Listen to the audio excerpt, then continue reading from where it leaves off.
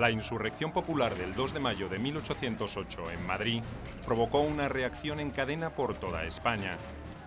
La magnitud de la patriótica respuesta de los españoles frente a la afrenta francesa adquiriría un volumen y una intensidad que nunca habían entrado en los cálculos de Napoleón ni del mariscal Murat.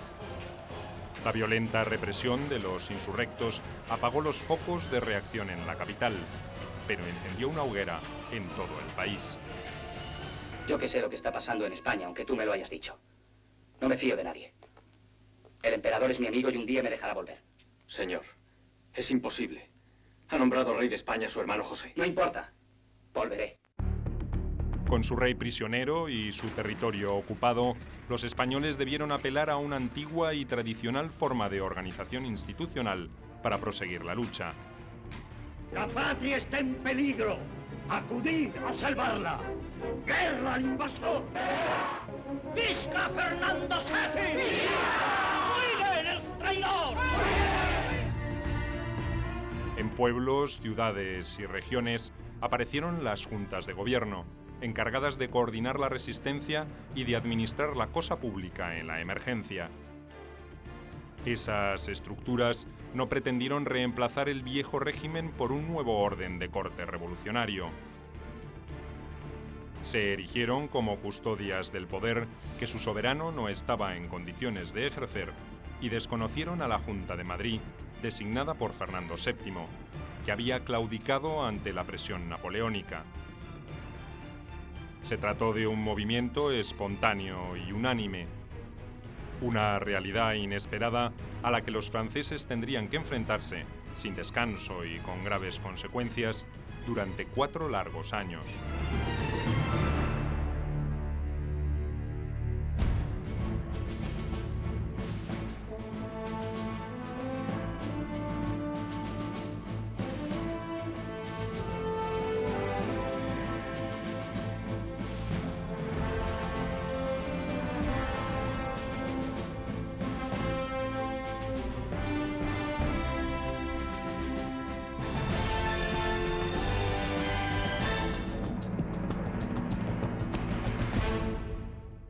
Ahora no podéis dejarnos solos.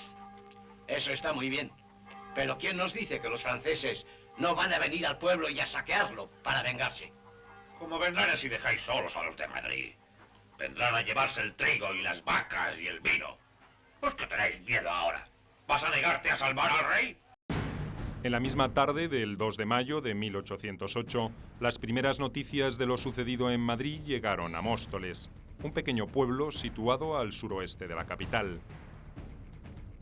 Un secretario del almirantazgo que residía allí, Juan Pérez Villamil, y el alcalde, Andrés Torrejón, tal vez esperaban que algo así ocurriera tarde o temprano. Por lo menos, no vacilaron en adoptar medidas de inmediato. Convocaron a una asamblea, a otras autoridades y a vecinos notables de la zona. Allí se resolvió armarse para acudir en defensa de Madrid y se decidió redactar una proclama convocando a todos los habitantes de España a disponerse a morir por el rey y por la patria. La patria está en peligro. Madrid perece víctima de la perfidia francesa. Españoles, acudid a salvarla. Había una guarnición francesa cerca de Móstoles y sus habitantes no tenían ninguna posibilidad de resistir un ataque de los soldados imperiales si éste se produjera. Su ayuda tampoco podía cambiar la suerte de los sucesos en la capital, pero se convirtieron en un vivo ejemplo de lo que muy pronto ocurriría en toda España. Probablemente no fue el alcalde Andrés Torrejón, sino el Juan Pérez Villamil, el fiscal del Consejo Supremo de Guerra que escribió el texto. Se fue llegando hacia Extremadura, Andalucía, la zona del sur, incluso La Mancha también, pues sirvió como altavoz para diríamos, los ánimos de los habitantes de estas tierras se enervaran más y que estuvieran dispuestos a enfrentarse con los franceses.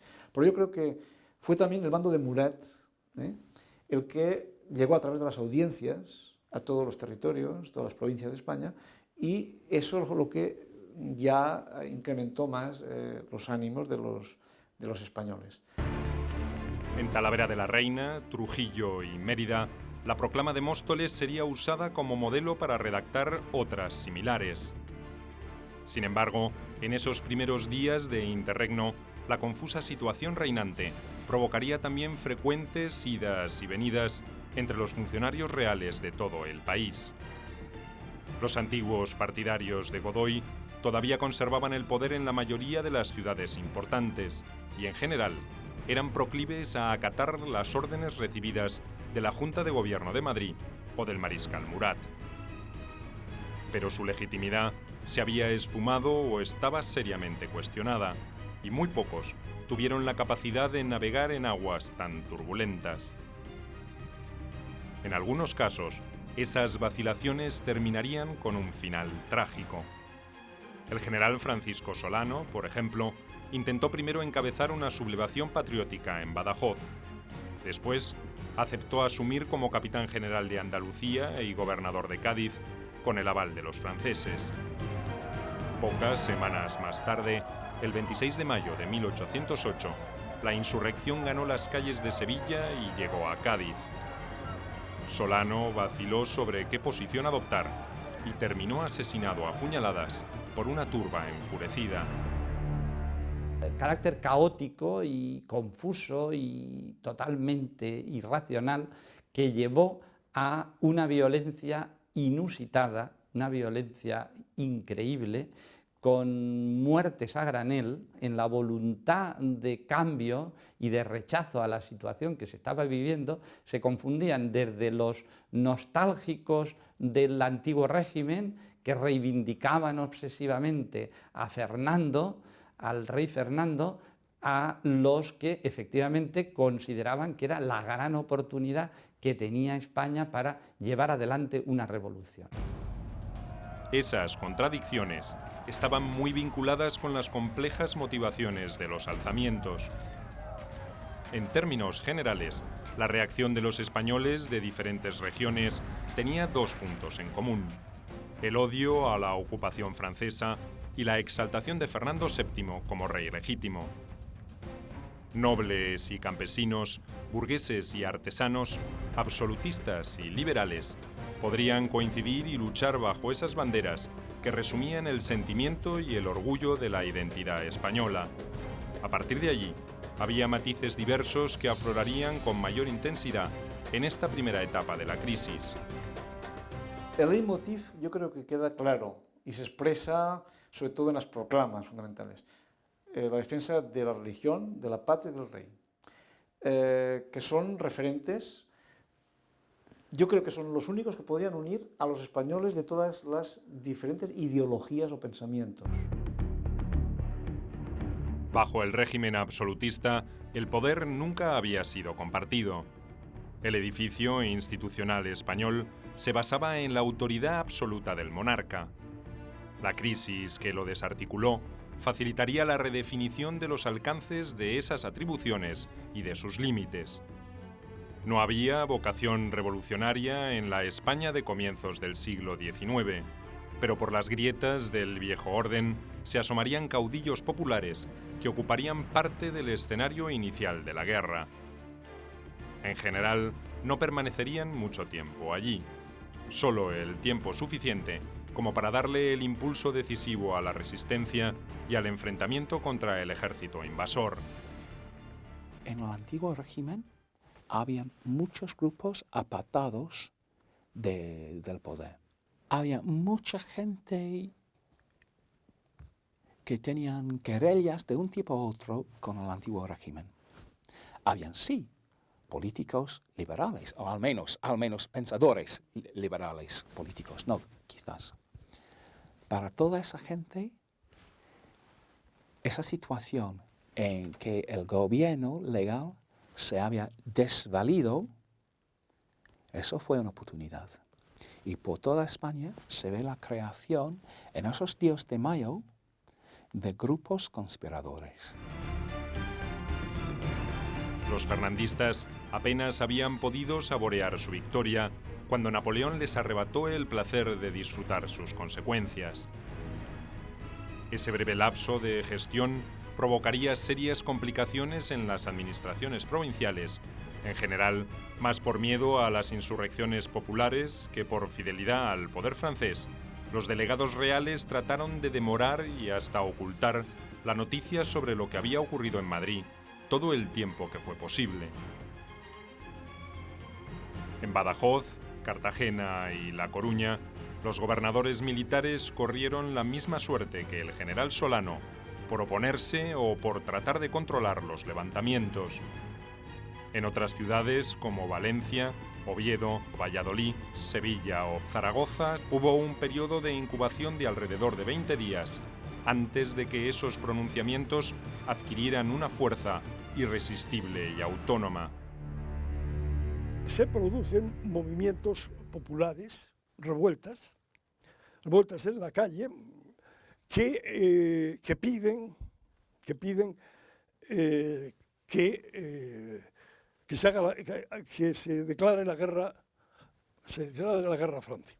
Como las autoridades constituidas son reticentes, no se quieren jugar la cabeza, o por lo menos no se quieren jugar la carrera en una cosa que les parece descabellada, dada la desproporción de fuerzas, entonces lo que hacen, tratan de resistirse. Algunos de los capitanes generales fueron asesinados con este motivo. Es evidente que en la propia formación, como manera de colmar un vacío de poder, tiene algún carácter revolucionario.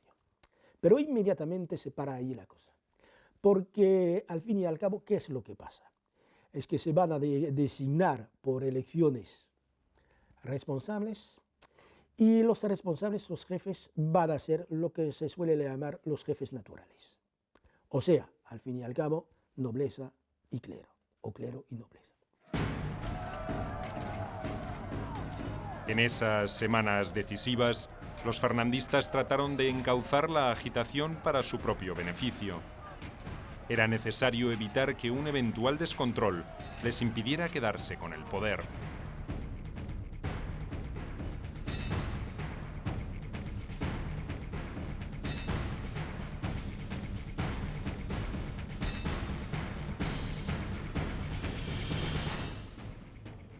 En Oviedo, por ejemplo, tras 2 semanas de conmoción popular espontánea, los partidarios de Fernando VII planificaron un golpe para el 24 de mayo de 1808.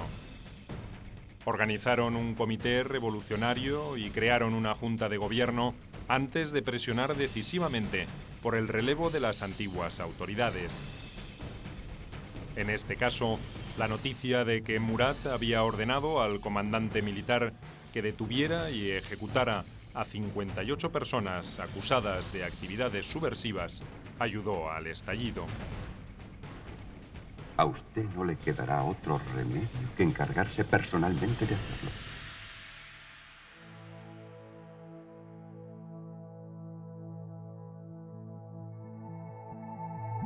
En La Coruña y en Badajoz, por su parte, el pretexto fue que las autoridades suspendieron la celebración de la fiesta de San Fernando el 30 de mayo. La conmemoración se hacía tradicionalmente en honor al rey Fernando III, que en el siglo XII había arrebatado a los musulmanes el dominio de Córdoba y Sevilla. En esta ocasión, la negativa a recordar ese episodio se convirtió en un símbolo de deslealtad de los gobernantes hacia el rey cautivo y en la excusa para su destitución.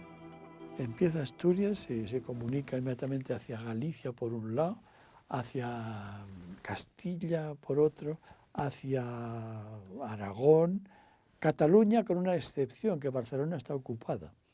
En Barcelona no puede haber. Barcelona es la única gran ciudad que desde el principio hasta el final está ocupada por los franceses. Y bueno, y luego sigue bajando por el Mediterráneo, por Castilla, por Andalucía, donde hay grandes focos en Córdoba, antes de la ocupación, lógicamente, en Sevilla, en Jaén, un poco por todas partes. El reverso de un alzamiento popular organizado por una élite fernandista se dio en cambio en ciudades con una poderosa burguesía comercial o terrateniente, como Valencia y Zaragoza.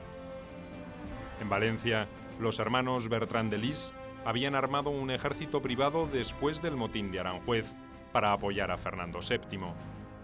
Cuando llegó la noticia de la destitución de los Borbones, el 23 de mayo de 1808, dos labradores, aparentemente miembros de ese contingente rebelde, incitaron a la multitud en contra de los franceses. Ante la ausencia de un líder más representativo, pusieron al frente de su protesta al fraile Juan Rico y obligaron a las autoridades a desconocer las órdenes del mariscal Murat.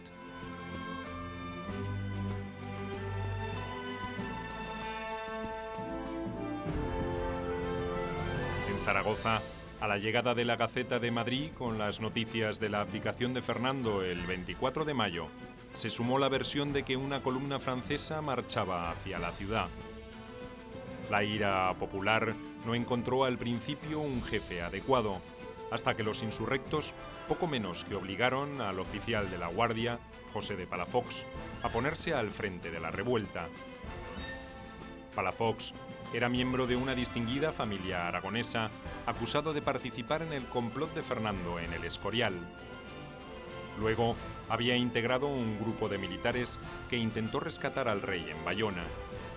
Cuando fracasó esa maniobra, Palafox se refugió en la casa de un pariente en las cercanías de Zaragoza. Cuando los rebeldes se enteraron de su presencia, fueron a buscarlo y lo convirtieron en la cabeza de la rebelión. El futuro le reservaría a ese militar un destino más insigne. Encarnaría al héroe supremo de la obstinada defensa de la ciudad en 1809.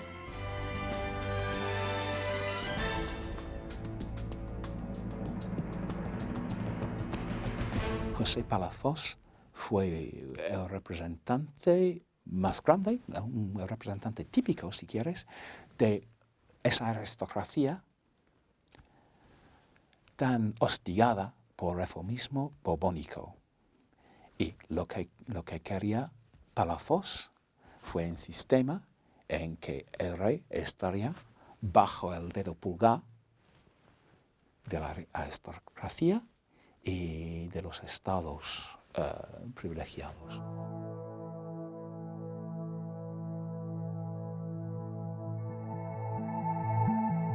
En Sevilla, los primeros intentos de rebelión se produjeron a partir del 6 de mayo de 1808.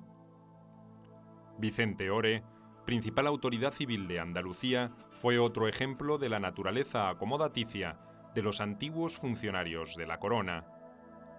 Convocó a un alistamiento voluntario con la intención de rechazar una eventual ocupación francesa, pero pronto cambió de actitud. Cuando desde Madrid llegó la orden de desactivar cualquier tipo de protesta, Ore la acató sumisamente. El bando fernandista comenzó a conspirar para reemplazarlo, pero un rico y emprendedor comerciante, Nicolás Tapi Núñez, se adelantó a las intenciones de los conspiradores. Con su socio, Antonio Esquivel, armaron un escuadrón de caballería con su propio dinero y provocaron un motín el 26 de mayo de 1808.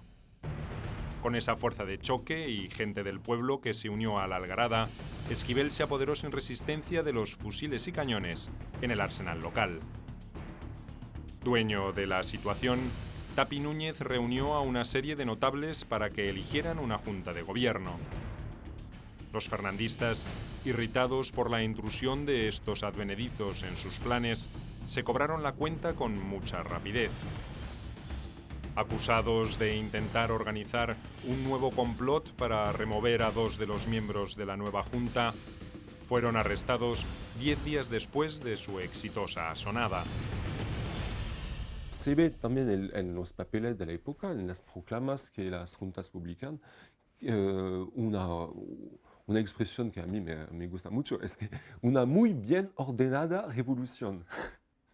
Es decir, que para los españoles había que poner un calificativo para mostrar que la revolución española es muy diferente de la revolución francesa, que es una revolución para mantener el orden público, no para hacer cosas de reformas.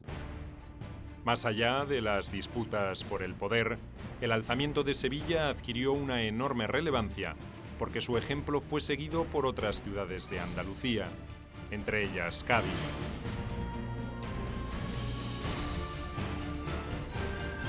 En ese puerto se encontraban amarrados los buques franceses que habían sobrevivido al desastre de Trafalgar en 1805.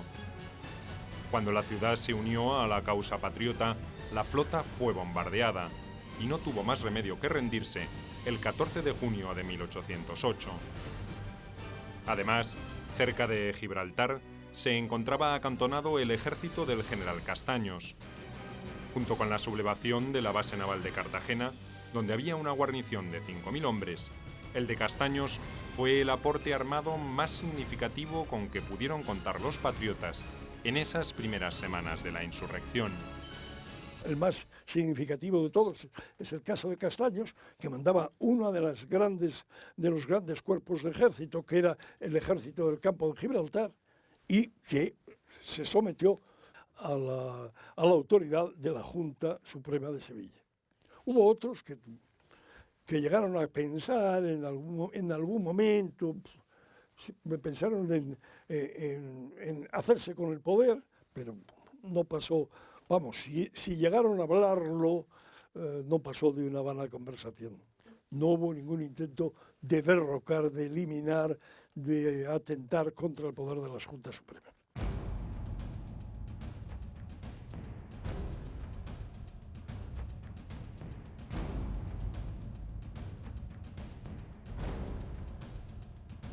Barcelona fue la única ciudad importante de España que no acompañó la revuelta.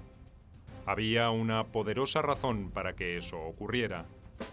En octubre de 1807, cuando las tropas napoleónicas atravesaron el norte del reino para atacar Portugal, una columna francesa ocupó Barcelona. El pretexto fue el mismo que se esgrimió para tomar el control de otras plazas fuertes cerca de la frontera con Francia. Gran Bretaña podría intentar desembarcos para cortar las líneas de aprovisionamiento y comunicación entre París y Lisboa. La realidad era bien distinta.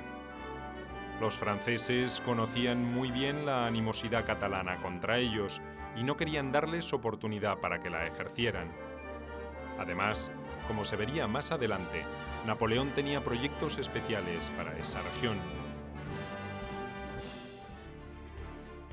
Por tanto, su rápida pacificación era esencial para que pudiera ejecutarlos con éxito.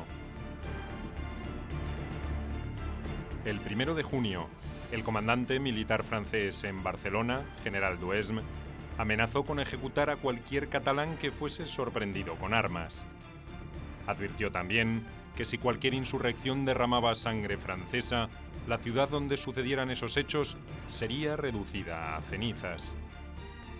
La violencia contenida en la proclama de Duhesme tenía sus motivos. El 28 de mayo se había sublevado Lérida y el 29 le había seguido Tortosa. En esta última localidad, el alzamiento se produjo cuando los vecinos descubrieron que el gobernador civil y militar, Santiago Guzmán de Villoria, planeaba enviar un mensaje de adhesión al mariscal Murat. Cuando el 7 de junio llegó la noticia de que los franceses habían ocupado Tarragona y de que amenazaban con dirigirse a Tortosa, una turba enfurecida arrestó a Guzmán de Villoria y lo ejecutó sin más trámite. La sospecha de que pensaba entregar la ciudad sin luchar fue la causa que motivó su condena. La preocupación por la forma de organizar la resistencia fue una de las principales razones que motivaron los levantamientos de las ciudades catalanas.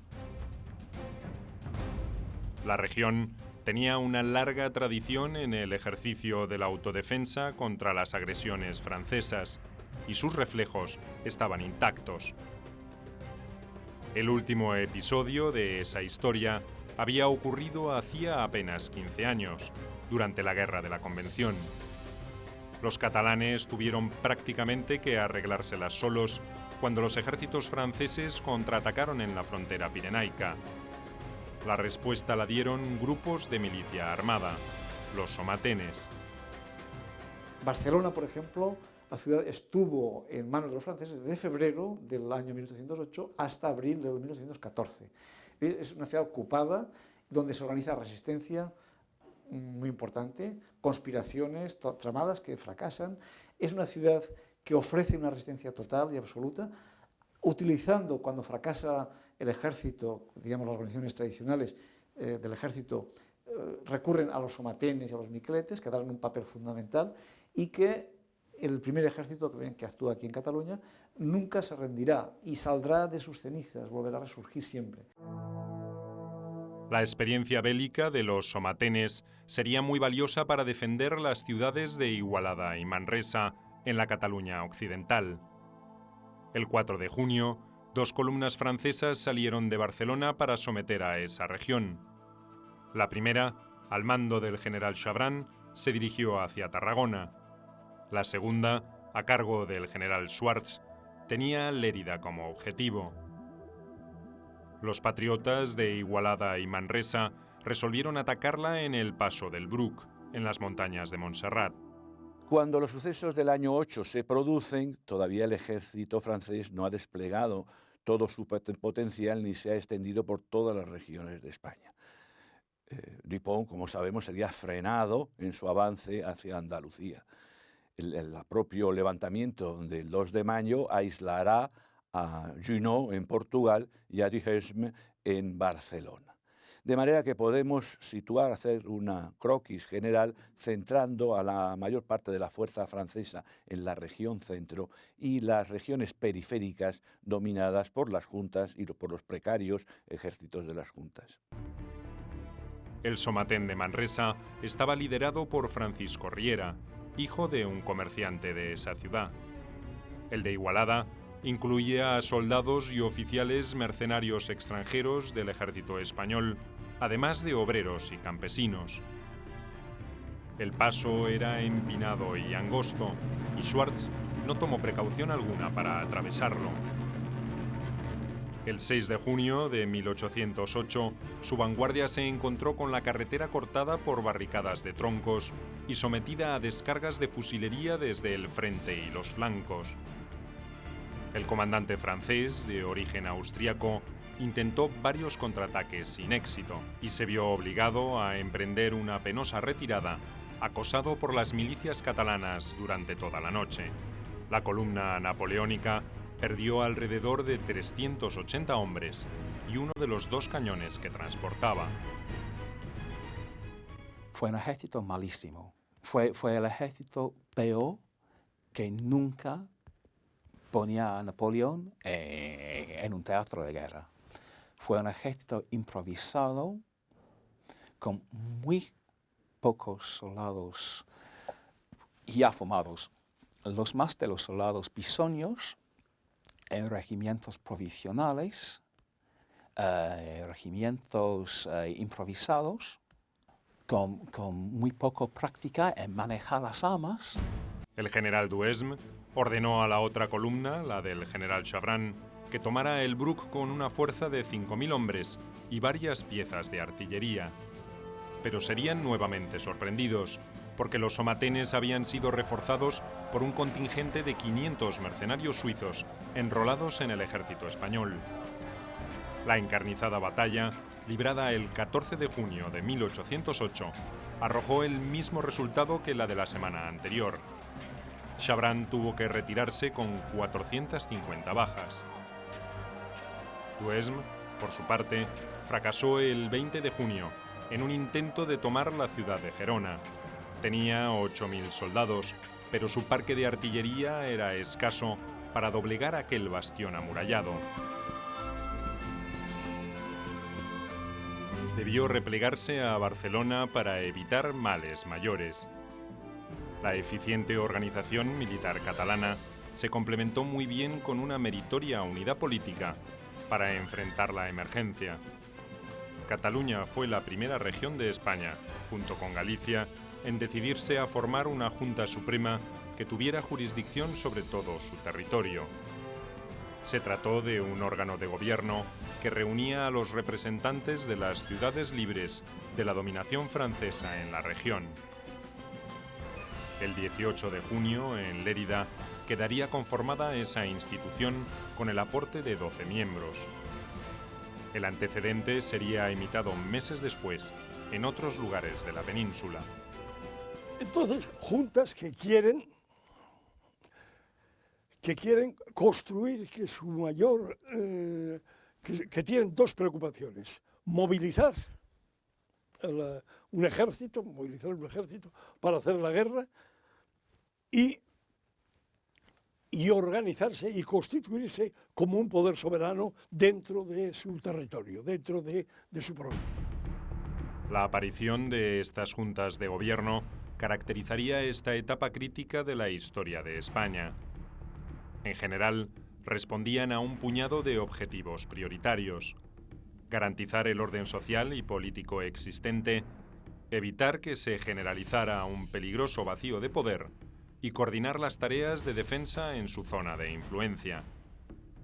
Las juntas más importantes se formaron con representantes de las estructuras dirigentes tradicionales. En algunos casos, la nobleza recuperó un protagonismo que había perdido con el absolutismo borbónico, y en otros fueron los militares los que adquirieron una relevancia política que no habían tenido hasta entonces. Lo significativo fue que las juntas más importantes se forjarían a partir de los movimientos de liberación, pero sus líderes rara vez integrarían ese órgano de gobierno. El caso de Sevilla fue emblemático en ese sentido. En definitiva, podría decirse que fueron una efectiva respuesta a la crisis con una orientación más patriótica que revolucionaria. El único ejército que existía era el ejército real. Es decir, los capitanes generales que presidieron las juntas, estos capitanes generales que ya no mandaban el ejército a título de capitán general, sino mandaban como presidentes de una junta suprema. Poco a poco, todas las juntas adoptaron el título de supremas, al reunir en su seno a representantes de las principales ciudades de sus respectivas regiones. Desde el punto de vista absolutista, estas instituciones asumían una soberanía delegada en nombre de un rey ausente. Como la mayoría de sus miembros era parte de la vieja clase dirigente, esa posición no sería cuestionada, por lo menos en los primeros meses de la guerra. Una interpretación minoritaria, en cambio, sostenía que esa soberanía derivaba exclusivamente del pueblo, que se había rebelado contra la ocupación francesa. Esta interpretación adquiriría trascendencia en los años posteriores con la promulgación de la primera Constitución española. Hay que verlas como un movimiento interclasista que nace desde abajo y que de alguna manera tienen que configurar un nuevo poder. Y es verdad que en el imaginario colectivo de entonces se entiende la sociedad de estamentos, y ahí son los estamentos los que están representados en su mayoría, son los nobles, eclesiásticos sobre todo, el ejército también. Es un movimiento que se genera ante una situación crítica y que socializa la política de alguna manera y llega a más capas de la población que tienen que organizarse. Pero por entonces, los objetivos de las juntas eran mucho más limitados. En general, apuntaban a definir su acción en torno a la defensa del reino contra la traición napoleónica y sus consecuencias. En ese sentido, incluso había consenso entre ellas para plantear que si Napoleón retrocedía hasta la situación anterior a la reunión en Bayona, no habría motivos para proseguir el conflicto. Su pretensión no iba más allá de la defensa de los derechos de autodeterminación de España y la no injerencia extranjera en sus asuntos internos. Esas juntas propiamente se coordinaron con una sola idea. Hay que crear un poder único. Hay que crear un poder central. Cada junta empezó a dar manifiestos diciendo lo que había hecho y lo que había que hacer. Y las otras juntas empezaron a comentar lo que había dicho la primera, a sentir o a disentir. Y por supuesto, se reveló que había una clara intención, una voluntad de construir un poder único. La intención de limitar el enfrentamiento a las consecuencias de una errónea estrategia napoleónica tenía también otros motivos. A poco de su constitución, las juntas de Galicia, Asturias y Sevilla pidieron ayuda a Gran Bretaña, el antiguo enemigo de España. Aceptaron de buen modo una asistencia de 66 millones de reales y alrededor de 200.000 fusiles. Se negaron, en cambio, a que junto con las armas y el dinero desembarcaran también soldados ingleses en su territorio. Los españoles no querían que el conflicto se internacionalizara y que las potencias enemigas terminaran dirimiendo sus diferencias en España. Peor aún, temían, con razón, los riesgos que la influencia inglesa podría llegar a tener a la larga sobre las colonias de ultramar. Ese había sido uno de los motivos de la alianza con Francia en la guerra contra Gran Bretaña. No era cuestión ahora de facilitarle el camino.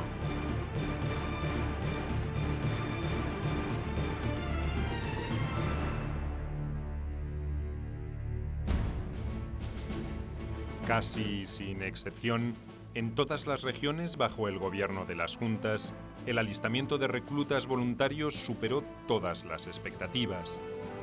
De esa forma, pudieron organizarse regimientos con los que se trataría de suplir la escasez de tropas profesionales en la península.